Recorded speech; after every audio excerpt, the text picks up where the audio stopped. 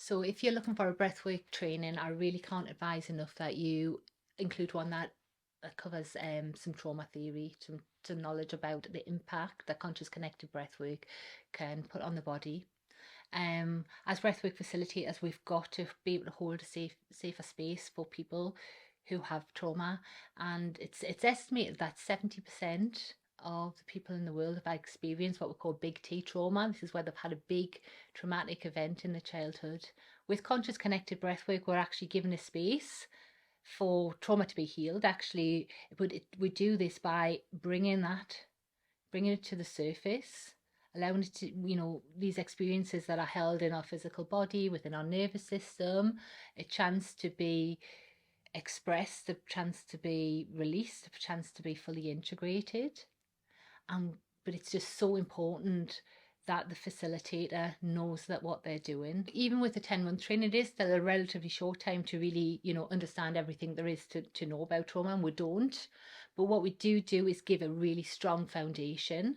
We give a strong foundation to understand the impact that the breath makes, but also how we can, hold that space safely for people.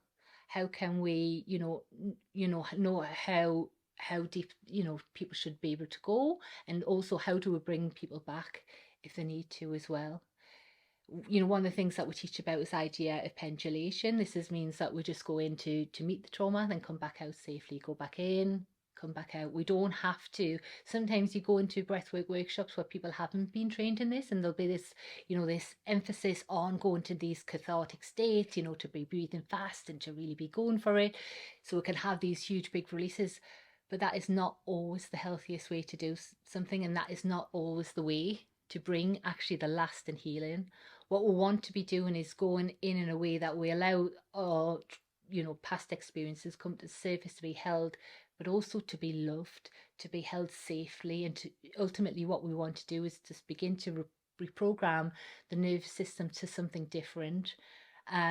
We don't need these big, shocking experiences that actually then we need to put ourselves back together afterwards. But actually we need to just come into a state of safety again, a state of peace, a space of being loved. And it's through coming into realizing that actually we can heal through gentleness as well, that can actually create the longest term healing for trauma.